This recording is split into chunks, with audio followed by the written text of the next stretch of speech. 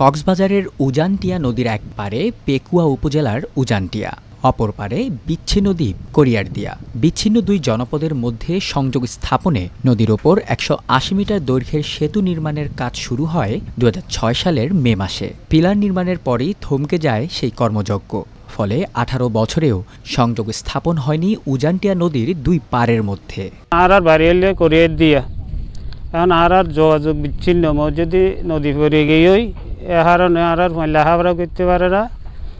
আর কোনো অসুখ বেশি হইলে কোনো মেডিকেলের ডাক্তার হাসপাতালে যাইতে পারে না। সাগরের মধ্যে অনেক পানি হয়ে যায়, নৌকার মধ্যে গিয়ে চলাচল করার জন্য গিয়ে অনেক কষ্ট হয়।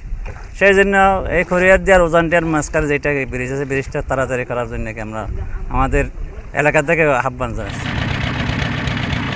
সেতুর অভাবে চরম দুর্ভোগ পোহাতে হচ্ছে ৫০,০০০ মানুষের। এছাড়া বেগ পোহাতে হচ্ছে স্থানীয় চিংড়ি ও লবণ ব্যবসায়ীদের। ব্রিজটা যদি হয়, এখানে আপনার করিয়ারদিয়া যে লবণ চাষিরা আছে, মাছ চাষিরা আছে, ওদের যাতায়াত ব্যবস্থাটা একটু ভালো হবে। আমাদের বর্ষাকালে আসতে অনেক কষ্ট হয়, অনেক সময় বৃষ্টিপাতের সময় আসতেও নৌকা পার হয়ে দুর্ঘটনা করতে পারে। স্থানীয় প্রশাসন বলছে, দুই বিচ্ছিন্ন দ্বীপের মধ্যে সংযোগ স্থাপনের চেষ্টা চলছে। সেতুটি হলে ভোগান্তি দূরের পাশাপাশি ব্যবসা বাণিজ্যও আসবে গতি।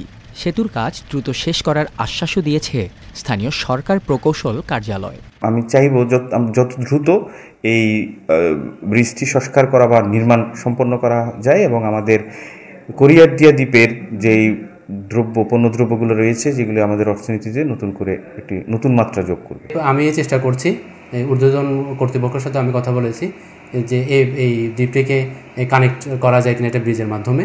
আশা করি এই ব্যবস্থাটা গ্রহণ করা হলে এই দ্বীপ এবং পেকুয়াবাসী উভয় উপকৃত হবে। ১৮ বছর আগে সেতুটির নির্মাণ ব্যয় ধরা হয়েছিল ৫,৪৫,০০,০০০ টাকা, কিন্তু ১/১১ পর আত্মগোপনে চলে যায় ঠিকাদার। এরপর সেতুর কাজ বন্ধ হওয়ায় নষ্ট হয়ে যায় কংক্রিট, লোহা, সিমেন্ট সহ বিভিন্ন সরঞ্জাম।